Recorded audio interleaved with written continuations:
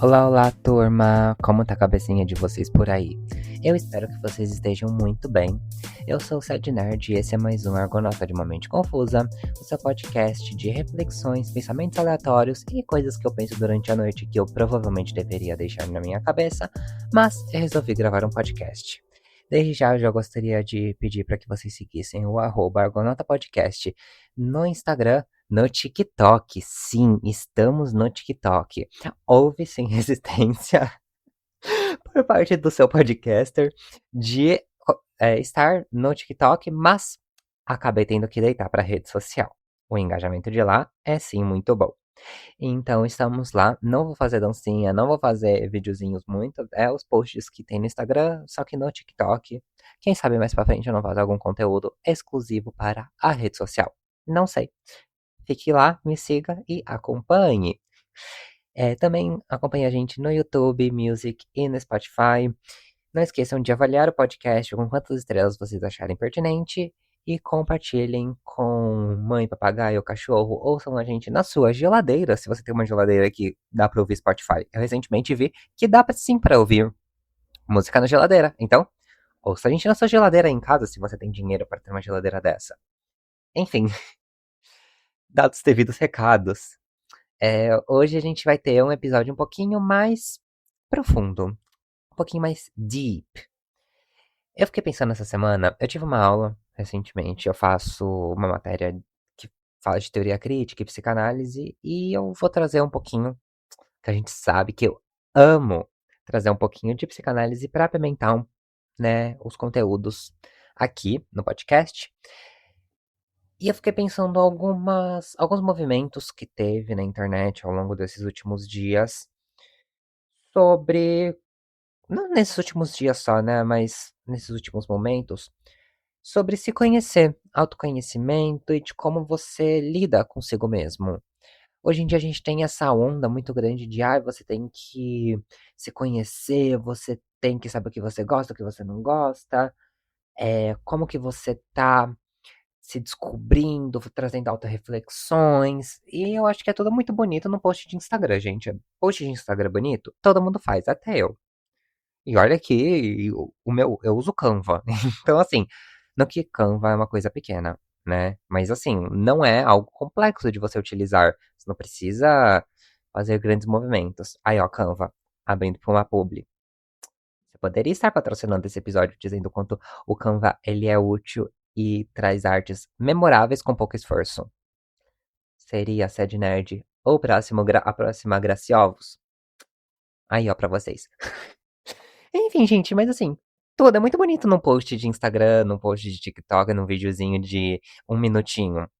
Só que quando a gente de fato vai se conhecer e embarcar nessa aventura, a gente percebe que é muito mais complexo esse movimento.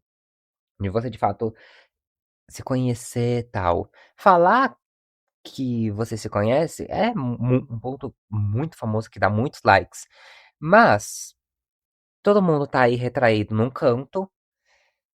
A gente acha que você ficar isolado, fazendo sua terapia, sua academia, sua skincare, você tá se conectando com o seu eu.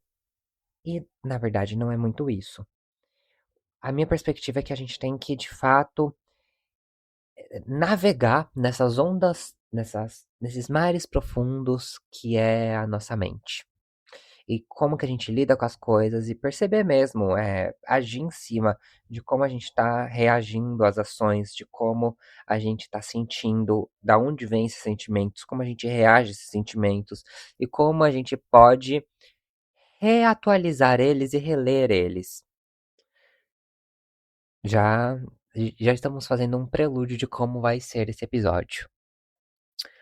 Eu queria citar uma famosíssima frase, que é o conhece-te a ti mesmo. Essa frase, ela está inscrita, né? Ou esteve inscrita, não sei se ainda existe, no Templo de Delfos. O Templo de Delfos é um templo, né, na Grécia, e que era utilizado para ensino de filosofia.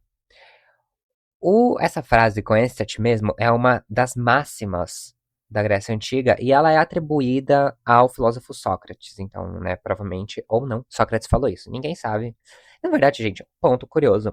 Pouco se sabe sobre Sócrates. O que a gente sabe de Sócrates é a partir de Platão e outros filósofos ao redor dele, mas, de fato, o que ele produziu e sobre ele se sabe pouquíssimo. Enfim, fechando parênteses. Quando a gente para pra pensar, conhece-te a ti mesmo. Tá, como? Como eu vou fazer isso? Como a gente de fato vai genuinamente se tratar e tratar os nossos sentimentos, processar nossos sentimentos?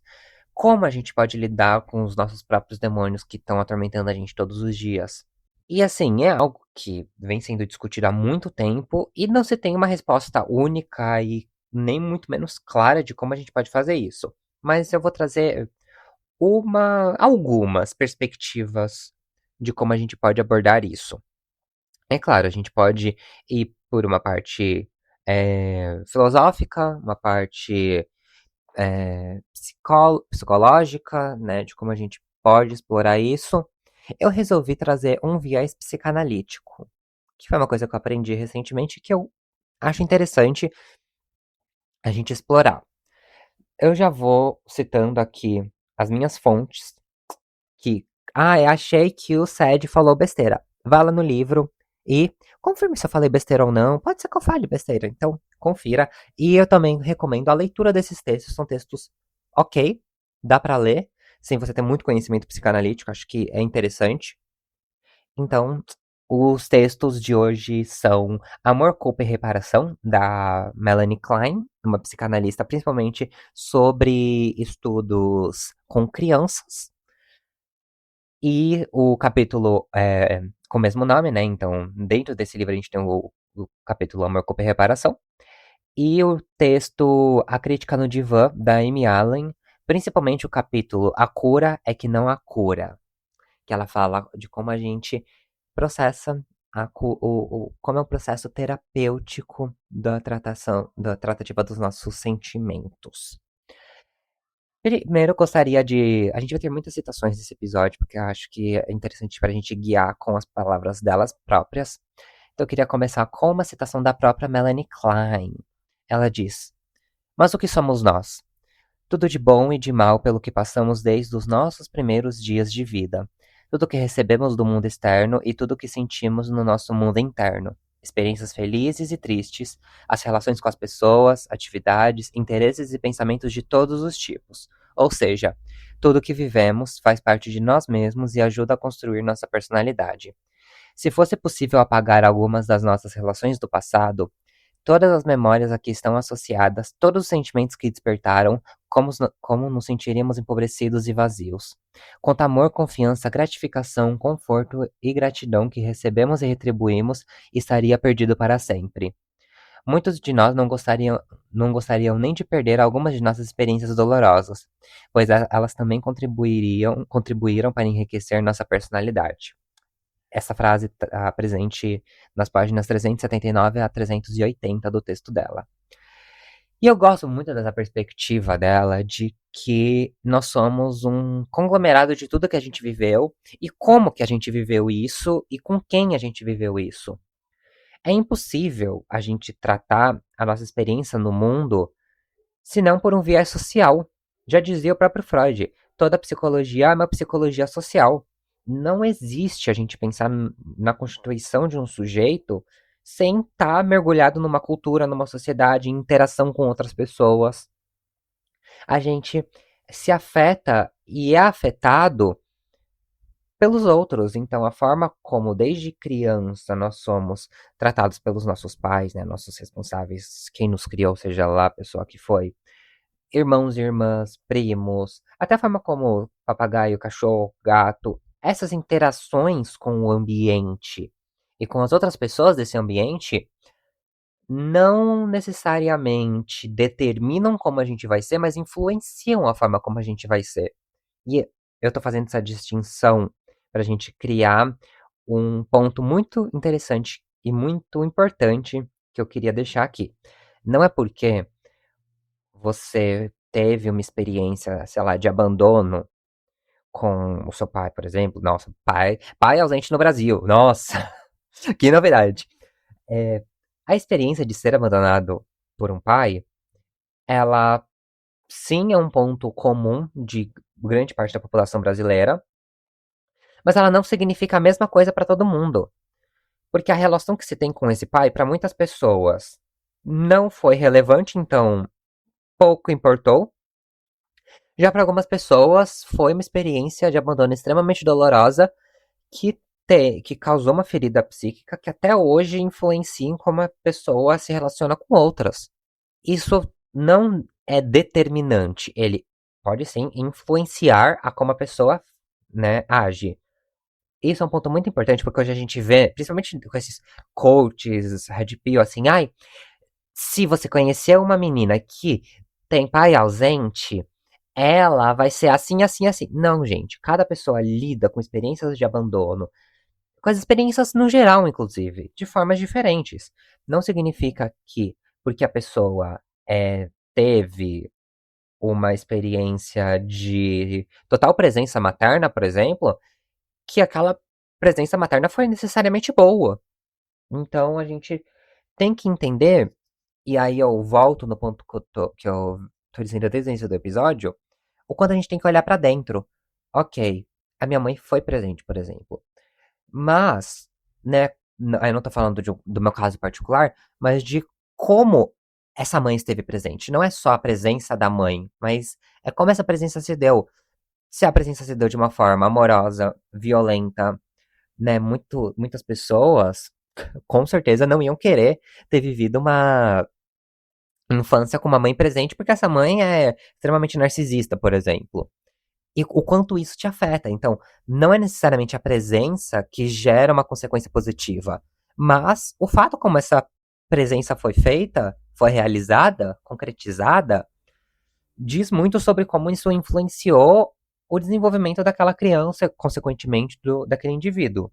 E é interessante o quanto a gente consegue se sentir orgulhoso tanto das nossas experiências boas quanto das nossas experiências ruins. Então, sejam traumas, sejam sorrisos, lágrimas presentes, perdas.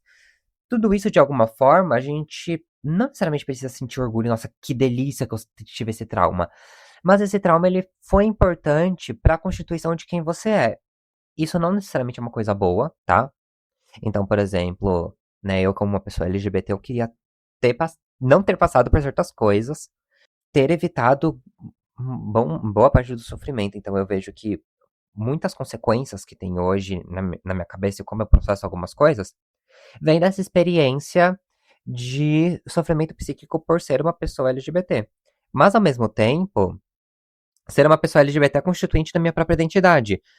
E a forma como eu lidei com isso mais velho foi totalmente importante para eu me constituir como eu sou hoje. Então, eu queria que as coisas tivessem sido diferentes, mas se elas tivessem sido diferentes, eu provavelmente não teria me constituído da forma como eu estou hoje. Então, a minha consciência, por exemplo, consciência racial, a minha consciência de gênero, de sexualidade, de privilégios, tudo isso veio a partir do meu próprio sofrimento como uma pessoa LGBT numa sociedade homofóbica. Então, esse sofrimento, por mais traumático que ele tenha sido, ele criou uma possibilidade de contato com pessoas de grupos minorizados. Então, será que se eu tivesse nascido hétero, por exemplo, ou eu tivesse nascido LGBT numa sociedade não LGBT-fóbica, eu teria me conectado, as pessoas que eu me conectei, da forma como eu fiz? Será que as amizades que eu tive, que grande parte dessa conexão veio por uma ferida comum, ela teria se dado? Não sei. Então, por mais que, sim, foram experiências de sofrimento, de certa forma elas me levaram a ações e conexões legítimas e muito positivas. É interessante o quanto a gente não precisa fazer, ai, não mudaria nada da minha história porque isso me trouxe até aqui. Mas pensar o quanto isso teria mudado se você tivesse tido essa experiência diferente. E também a gente tem que entender que a gente é um universo único e não tem como a gente achar que a forma como a gente lida com nós mesmos é a mesma forma como a gente acha que as outras pessoas devem se tratar. Então, muitas pessoas aqui podem colocar que, ai, é, crescia como uma pessoa LGBT numa sociedade LGBTfóbica e não tive nenhuma forma de sofrimento, eu lidei muito bem com isso, eu sempre lidaram muito bem com isso. E que bom! Não significa que você é uma pessoa LGBT que você é perturbada da cabeça. A questão é como isso se constitui e do ambiente que você foi criado, obviamente, né? Como eu disse, a gente não se desenvolve no vácuo isolado, a gente se desenvolve num lugar, num tempo, ao redor de outras pessoas que estão também se desenvolvendo em certa medida. Então, assim, primeiro, a gente tem um episódio sobre a diferença, como tratar a diferença, e eu acho que esses dois episódios se conectam muito. Então, seria interessante se vocês ouvissem aquele episódio e depois ouvissem esse, ou vice-versa. Acho que ambos se conectam muito bem. Eu fiquei pensando também, segundo, né? Segundo ponto. Eu fiquei pensando numa frase também de. Eu não sei quem que falou, mas ela é muito célebre, que é a infância é um chão que a gente pisa a vida inteira. E eu tava vendo um vídeo recente da Beta Boechat falando sobre uma moça que ela tem filhos e ela disse o quanto ela tinha inveja desses filhos, porque ela conseguiu promover para os filhos coisas que ela nunca teve. E ela ficou pensando, nossa, nem foi tão difícil eu ter dado isso pra eles. Por que que eu não tive isso? E eu acho que, por exemplo, muitas pessoas têm isso com numa relação de avô. Então, por exemplo, a pessoa, por exemplo, pode ter o filho e os pais dela, né, os avós da criança, tratam a criança muito bem.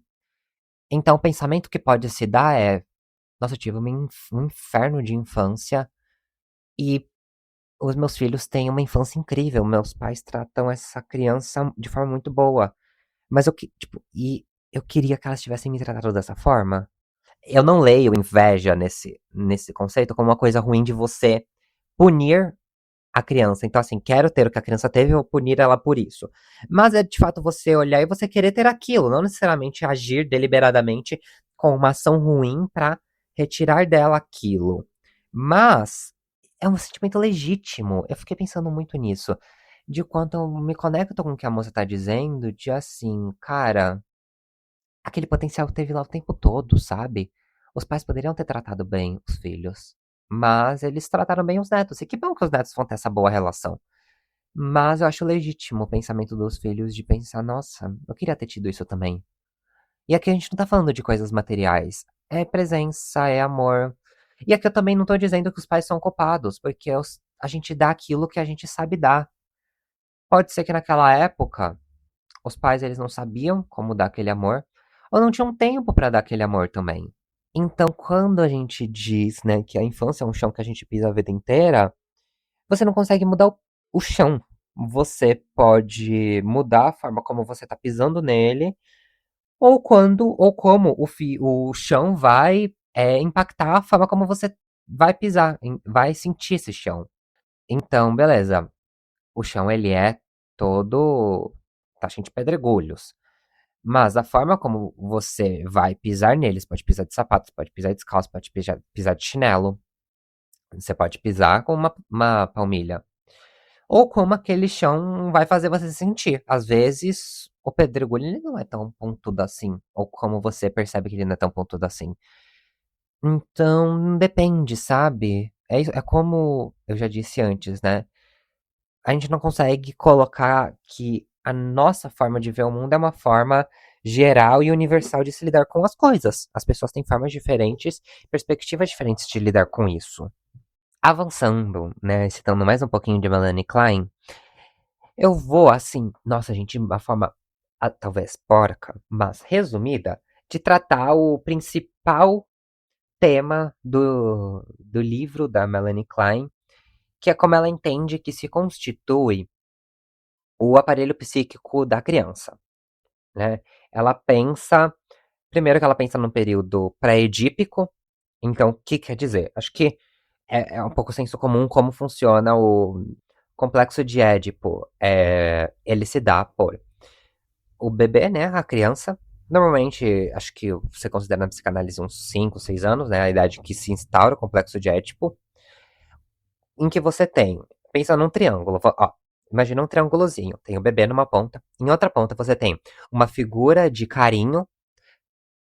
Freud coloca a figura materna, mas eu vou colocar como figura de carinho, né? Vamos fazer uma leitura feminista disso. Então, quem quer que seja essa figura de carinho, e a figura castradora, que seria, no caso para Freud, a figura do pai. Mas vamos substituir por uma figura castradora. O bebê se dá nessa relação, é no complexo de Édipo, tá? Vamos lá. O bebê se dá nessa relação de carinho e afeto com essa figura de carinho, até que em algum momento chega essa terceira pessoa e fala: opa, opa, opa, bebê, eu já estava aqui muito antes de você. Essa pessoa aqui é minha, tá? Não é assim que funciona. E castra. Aqui, ó. Pou, castrou. E nisso o bebê vai introjetar o superego, ou seja, vai introjetar uma imposição externa, em que ele vai começar a compreender como funciona. Então, assim, essa, né, vamos colocar aqui, mãe, essa figura de afeto, tem uma outra pessoa. Então, o complexo de Édipo, ele se dá por você ser a terceira parte no, é o famoso, o famoso trio que tem uma dupla. Você tem duas pessoas ali que são mais próximas e você é esse terceiro que tá distante. Eu já expliquei algumas vezes, mas às vezes temos ouvintes novos, esperamos que tenhamos ouvintes novos, então é bom explicar isso de novo. Para Melanie Klein, você tem algumas coisas antes desse complexo ser instaurado, logo no início do bebezinho. Lá o bebezinho tá bem pequenininho, aquela coisinha bem piquitucha, aquela carinha de joelho, fofíssimo. O bebê, ele vai ter acesso ao que ela chama. Aí, gente, vamos lá. Vamos tirar o chapeuzinho da militância por enquanto, ok? A Melanie Klein, ela vai tratar o conceito de seio bom e seio mau. O seio, ela está ali falando do seio mesmo, tá? Mas, em outras obras, ela vai tratar como se dá isso em famílias adotivas, em famílias, né, não heterossexuais, cisgênero, então, mas assim, vou tratar nesse aspecto cisgênero e heterossexual, mas saibam que não é limitante e restrito a isso, ok? Beleza. Então, vamos tirar o chapeuzinho da militância, do lacre, né? Pra focar no conceito. Beleza. Tem o seio bom, né, o que cuida, que é aquilo que vai alimentar e vai nutrir aquele bebê. O bebê, ele ama esse seio, porque tá sempre suprindo as necessidades dele. Então, aquele seio é tudo pra ele, porque ele sente fome e aquele seio dá o que ele precisa pra sobreviver. Porém, a mãe ou essa pessoa tem uma vida, né? Então ela precisa fazer as coisas dela. O bebê, ele vai ficar putaço, vai ficar revoltado que saiu, né? Então ele vai entender que tem alguém usando aquele seio bom, então vai ter o seio mal que vai punir ele. Ele sente, por exemplo, a fome, esse ódio que ele sente, ele vai projetar nessa figura, nesse seio mal. Então, isso aqui que tira ele, ele pensa: se o seio bom não tá comigo, alguém tá mamando nesse seio. Ah, alguém tá pegando o meu leite que deveria ser meu. Aí esse bebê vai lá e tasca o bico nesse seio mal. E aí fica esse sentimento conflitante nele, dele projetar essa raiva e ao mesmo tempo dele amar o seio bom. Aos poucos, aí beleza. Essa primeira parte, a Melanie Klein entende como a posição esquizoparanoide, porque ele entende que é esquizofrênica, né? Tipo assim, ele tá imaginando, tá idealizando a figura desse seio bom. O esquizo é muito mais nesse conceito dela de idealizar. E o paranoide, porque ele sente que tem alguém perseguindo ele, que é esse seio mal. Então, né, essa coisa meio persecutória. Então, ele idealiza e ele tem essa visão dual de ódio por um e amor pelo outro. E aos poucos, esse bebê ele percebe que o seio bom e o seio mal são a mesma pessoa. Ele percebe, ups, eu tava amando o seio bom da minha mamãe e o seio mal é também a minha mamãe. E aí ele ama, mas ao mesmo tempo ele quer destruir. E a Melanie Klein, ela entende que essa agressividade é natural do sujeito. A gente é naturalmente agressivo. E aqui, agressivo não é violento, tá? A gente não sai por aí, que nem a diva do Cras, né? Quebrando tudo. A gente é agressivo, a gente tem essa agressividade. E esse bebê, ele vai querer destruir essa mãe, mas ao mesmo tempo ama essa mãe. E ele sente culpa disso. Porque ele, na cabeça dele, já destruiu, já massacrou esse seio mal. E ele pensa, nossa, eu quero machucar, eu machuquei a minha mãe. Porque quando ele, né, ele rejeita o seio mal, ele tá rejeitando a mãe dele. Então ele chora, esperneia, faz xixi na cara da mãe, sabe? Ela, pá, mãe, te odeio! E essa mãe vai ficar tipo, nossa, filho. E aí ele percebe, eu amo a minha mãe, mas eu machuquei a minha mãe. E aí ele vai sentir essa culpa. E essa culpa, ela é introjetada e ele percebe, nossa, eu tenho que fazer alguma coisa pra tratar isso, né? Tipo, pra fazer com que a minha mãe volte a me amar. Ou, tipo, eu reconstruo a minha mãe. Porque eu preciso dela. Tipo, se eu não tiver a minha mãe, eu não amo mais ninguém. E ninguém vai mais me amar. E aí ele demonstra afeto pra tentar reconstruir o que ele quebrou. Essa reconstrução, ela não é total, ele vai. Por isso que ela fala de reparação, não recuperação. Você repara aquilo, você não recupera aquilo, né? Então, ele, você quebrou um vaso e você cola aquele vaso, mas aquele vaso não tá 100% a mesma coisa que um dia ele foi. Então, ele reconstrói essa relação, né? Restitui essa relação com a mãe, mas não da mesma forma como se deu antes. E essa coisa, ela é muito importante porque coloca o bebê em outra posição, que é a posição depressiva. Que é ele criar. Esse depressivo não é ruim, ok? É uma posição de maturidade em que ele vai reparar e vai ter essa consciência de que as coisas são complexas. De que você pode amar e odiar a mesma pessoa. Você pode amar e odiar a mesma coisa. E que não necessariamente isso é ruim. Então, para Melanie Klein, a gente vai estar sempre oscilando entre a posição paranoide, esquizoparanoide e a posição depressiva. Nossa, Sad Nerd, você fez toda essa volta para quê?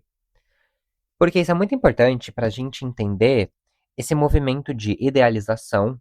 Você odeia essa idealização, você se sente culpa, você sente essa culpa, né? Você se sente culpado e recupera. Então, para Melanie Klein, está sempre nesse ciclo de idealização, ódio, culpa e reparação. A gente pode pensar isso em diversas relações e como isso afeta a gente. Então, a gente está sempre tendo que lidar. Olha só o, o quanto de sentimentos que a gente está tendo que lidar constantemente. E aí é o que eu estou dizendo da gente saber identificar os sentimentos. A gente sente amor, porque a gente idealiza, a gente sente raiva, a gente sente culpa e a gente tenta reparar. Aqui a gente teve que identificar que a gente ama e tá idealizando aquela pessoa, né? Porque a gente vai perceber, nossa, eu odiei ela e eu idealizei ela. Então, né, você vai criando essa maturidade. Você tem que saber lidar com o ódio que você sentiu. Você tem que saber lidar com a culpa e não ficar se martirizando, porque você vai ter que reconstruir aquilo, né? Reconstituir, reparar aquilo, né? Vou utilizar melhor o termo reparar. E você tem que, né, de fato, reparar aquilo. Olha o quanto isso exige um autoconhecimento e você saber lidar com seus sentimentos e principalmente saber como você vai se propor a colocar esses sentimentos na outra pessoa. Porque você tá odiando, tá amando, tá reparando uma relação com o outro, não é só com você. E, gente, isso é super importante em como a gente vai lidar com diversas coisas na nossa vida. A gente sempre se dá numa relação com outra pessoa em algum lugar, em algum tempo. Agora vamos para outra frasezinha da diva. Vamos lá. Na posição esquizoparanoide, o bebê divide o objeto primário em seio bom e seio mau, né? Conforme eu já estava falando. Direcionando todo o seu amor ao primeiro, ou seja, ao seio bom, e todo o seu ódio e destrutividade ao segundo, o seio mau.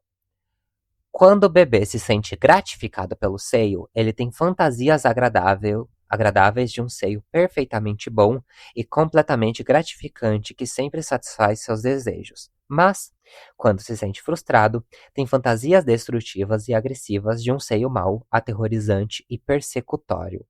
À medida que o bebê se move para a posição depressiva, ele se torna capaz de reconhecer seu cuidador primário como um objeto total, o que força a percepção de que o objeto que ele destruiu na fantasia é o mesmo que ele ama e do qual depende. Em outras palavras, que o seio bom e o seio mau são o mesmo. Além disso, devido à onipotência dos pensamentos característicos do pensamento infantil, o bebê sente que realmente destruiu o objeto primário através de seus ataques fantasiados, o que leva à ansiedade depressiva e à culpa. Esta, por sua vez, são a fonte do impulso de fazer a reparação. Eu acho que ela falou melhor do que o que eu vim falando por minutos. Isso é muito importante para a gente entender todo esse ciclo e de como a gente lida com nós mesmos, e em grande medida, como a gente lida com essa relação de amor e ódio pelos seios, né? Para essas figuras.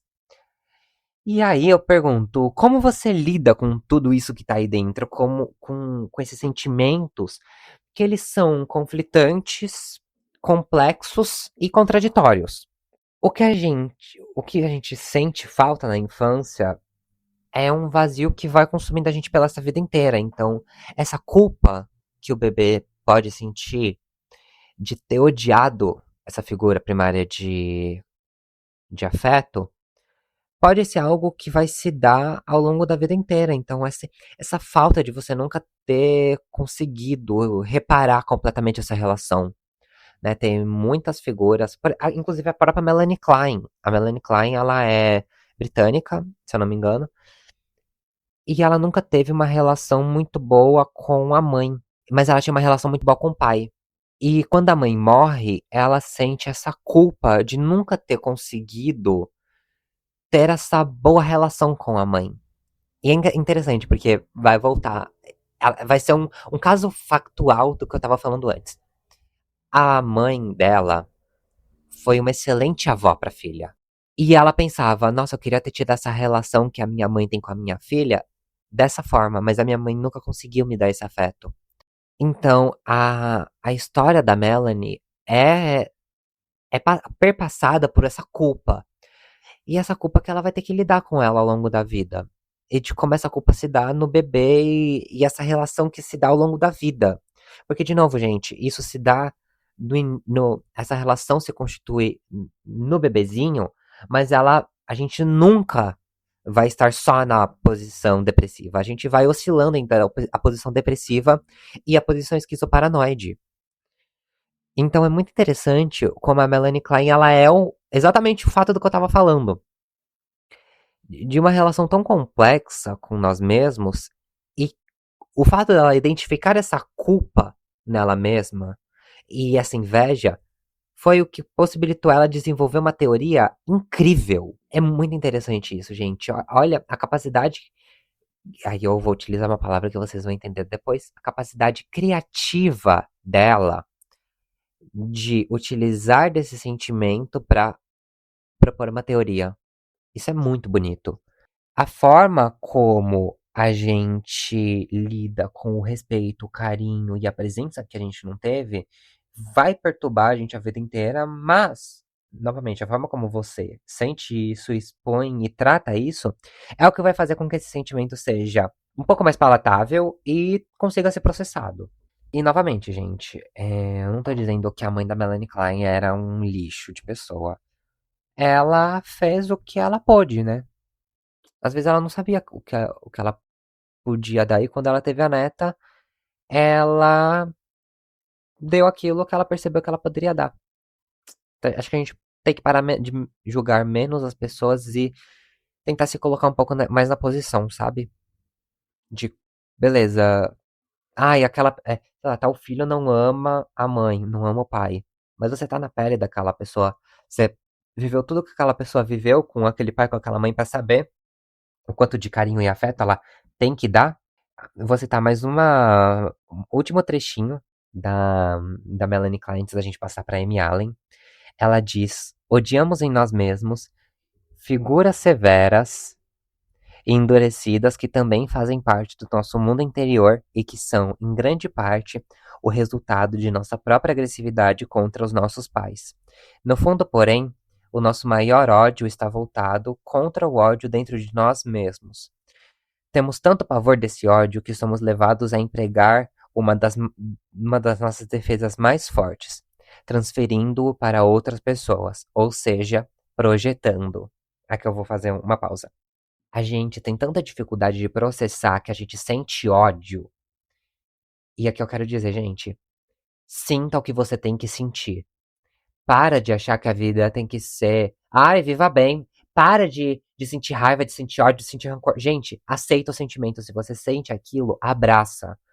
E abraçar não é se deixar ser levado por isso. Você sentir raiva não é você agir desenfreadamente com aquela raiva. É você se permitir sentir aquela raiva. Você tá com raiva? Sente, grita, esbraveja, mas sente o que ela tem que sentir até você esgotar a chama dessa raiva. E ao mesmo tempo eu levo isso pra tristeza também. Você tá triste? Para de tentar focar sua cabeça em coisas felizes. Se permita se sentir triste. Sente o luto, sente esse aperto no peito. Se permita ser dominado um pouco por isso, pra que aquilo solte, sabe? Tipo, gente, é tão bom você tá triste, você chorar, e você chorar, chorar. Depois você se acalma e falar, ufa, ui, foi. E você mover, sabe? Se move on, sabe? Segue em frente. A gente precisa processar isso. A gente precisa agir em cima disso. Então, assim, é isso que a Melanie Klein tá colocando aqui. A gente tem tanto ódio de sentir ódio que a gente projeta esse ódio na outra pessoa e a gente acaba agindo no outro de uma forma que. Será que é a melhor forma? Será que esse ódio que eu tô sentindo não poderia processar ele de outra forma? Fica aí o pensamento. Vamos continuar aqui. No entanto, também deslocamos o amor para o mundo externo, e só podemos fazer isso de forma genuína se estabelecemos boas relações com as figuras amistosas dentro da nossa mente. Cria-se então um círculo benigno, pois primeiro ganhamos amor e confiança pelos nossos pais, depois os colocamos, por assim dizer, com todo esse amor e confiança dentro de nós mesmos. A partir daí, também podemos desenvolver parte dessa fartura de sentimentos amorosos para o mundo externo. Existe um círculo semelhante que nos diz respeito ao nosso ódio, pois o ódio, como já vimos, faz com que estabeleçamos figuras assustadoras em nossas mentes, o que nos leva a atribuir a outras pessoas características desagradáveis e malévolas. De novo, assim como o ódio domina a gente, esse ódio pelo ódio domina a gente, faz com que a gente projete, a gente se permitir ser dominado pelo amor também faz com que ele transborde. E a gente só aprende a amar recebendo amor. E aqui a gente volta no que eu falei naquele episódio da diferença. Quando você se permite ser tocado pela história do outro, se permite se sentir a história do outro, você percebe o quanto a gente tem de igual. E esse amor, essa empatia que a gente sente, domina e transborda. E você transbordar esse amor, gente, transbordar amor nunca é demais. O amor é uma coisa que falta muito no mundo. Eu acho que o amor ele é mais raro do que qualquer pedra preciosa, mais raro do que qualquer coisa, mais raro que petróleo, mais valioso do que qualquer outra coisa. O amor é o que a gente tem que constituir de uma forma muito difícil, porque o amor ele é feito. Isso me lembra dos primeiros episódios que eu gravei nesse podcast, né? O episódio que eu fiz sobre o Eu Te Amei Infinito, da Nanda Tsunami. O amor é você se permitir vulnerabilidade. E quando você se permite ser vulnerável e se sentir afetado por esse amor, você aprende como amar e esse sentimento se permite com que você ame os outros. Então é muito difícil, por exemplo, a gente julgar uma mãe que deu pouco amor para os seus filhos, porque a gente não sabe o quanto essa mãe aprendeu sobre o amor, o quanto essa mãe aprendeu como amar. Então, às vezes, a gente julga muito as nossas figuras parentais, mas a gente tem essa dificuldade de entender o quanto elas tiveram acesso a esses sentimentos e o quanto elas aprenderam a lidar com eles. Tem sim uma parcela de responsabilidade individual de você quebrar esse ciclo? Tem. Mas a gente responsabilizar 100% uma figura por ela não ter recebido aquilo, que ela deveria saber fazer aquilo, talvez seja um pouco cruel. Enfim, agora eu quero fazer uma citação à queridíssima Amy Allen com o livro Critical Divan. Agora a gente vai focar na reparação. Ok, sinto esses sentimentos, sinto ódio, sinto rancor, sinto culpa, mas como a gente repara? Eu acho que aqui eu só abri aqui, ó, pá, pá, pá, abri um monte de porta, mas Vamos entender como a gente lida com essas portas abertas. Isso a gente pode de alguma forma aprender a fechar elas ou encostar essas portas para que a gente consiga deixar vãos para algumas coisas. A Amy Allen diz: reparação, entendida como a responsividade contínua à destrutividade, sustenta um compromisso ético e político de mitigar e reparar continuamente o dano que resulta, inevitavelmente, da agressão primária. O que isso quer dizer? A gente está sempre tentando recuperar esse dano que a gente cometeu antes. Então, o bebê puniu esse seio mal, que ele percebeu que era o mesmo seio bom, e ele vai estar sempre nesse movimento de tentar recuperar, ou ao menos reparar, o dano cometido. E eu gosto muito que ela coloca como um compromisso ético e político.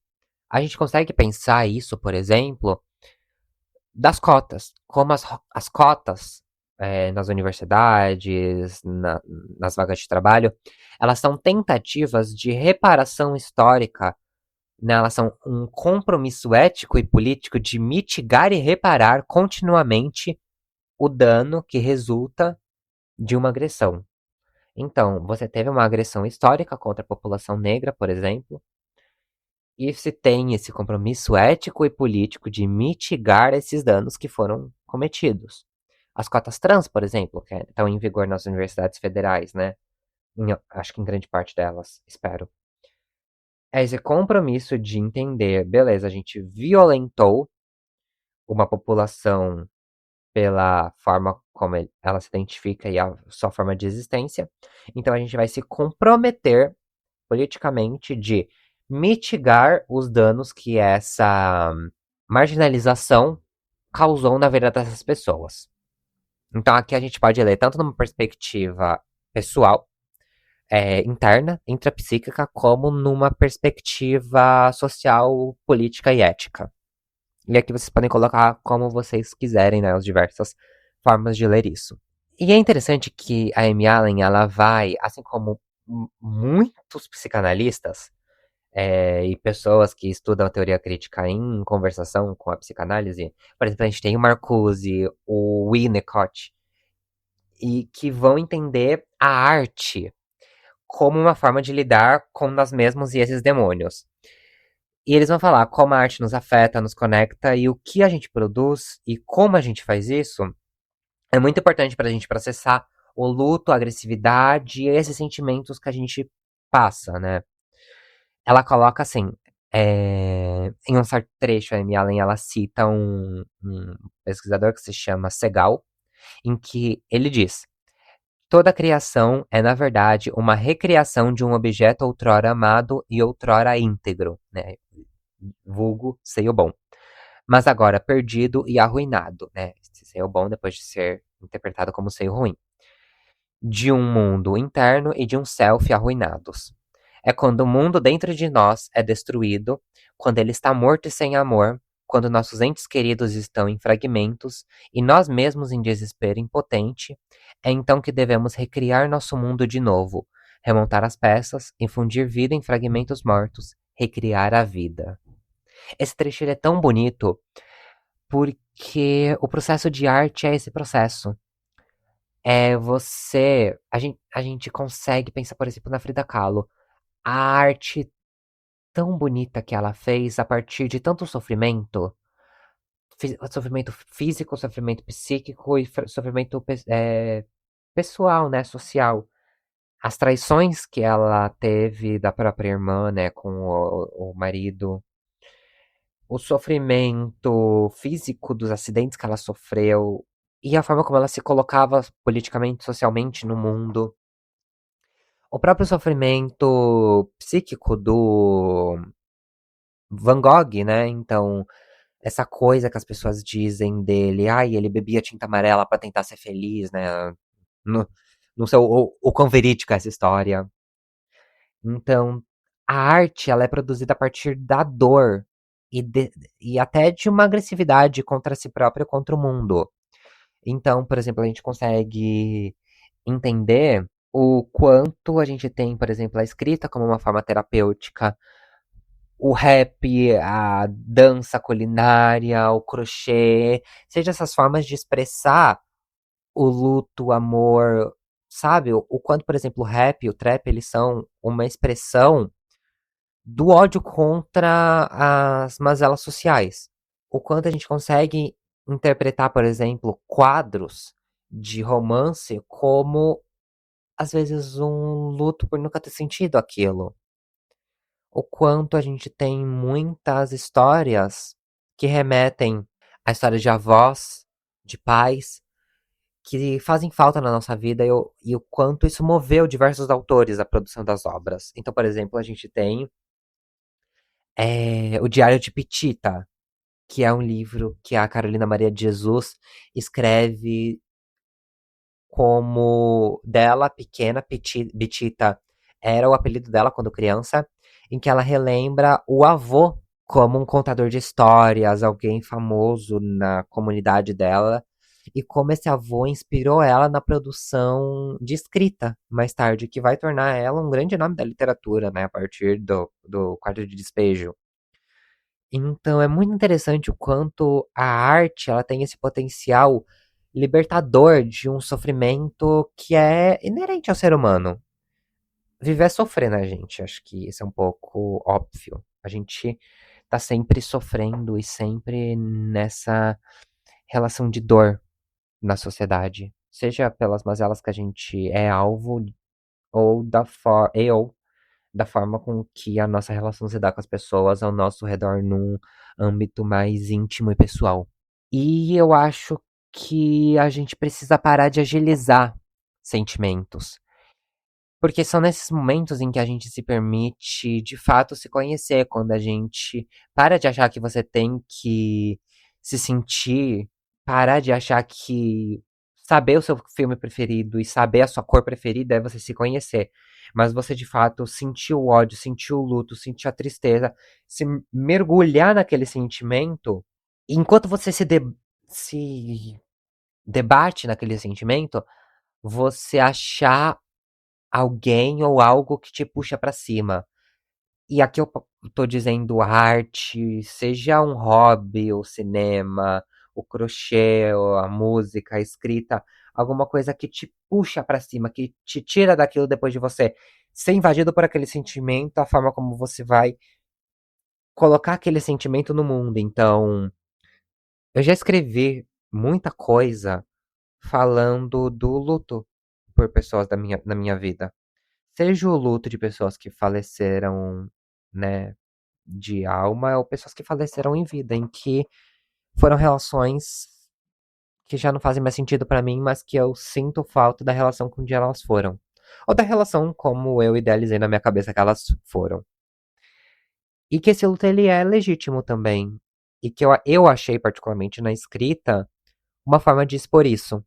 E até esse podcast é uma forma, né, de lidar com essa ânsia que eu tenho de falar pro mundo. Então, assim, vivam os sentimentos, se deixem ser dominados por esses sentimentos e vivam eles. Que eu queria. O episódio de hoje foi até relativamente curto, né? Acho que deu pra gente ter umas boas reflexões aqui. Acho que o episódio foi um pouco mais, talvez. Curto não, né, gente? Uns 50 minutos de bruto deu aqui. Mas eu acho que deu pra gente trazer boas reflexões. Eu acho que antes de eu ler esse último trecho da Amy Allen, eu queria só trazer essa mensagem de se deixem invadir por esses sentimentos, não sejam dominados por eles, mas aprendam a viver esses sentimentos e achem formas de projetar esses sentimentos.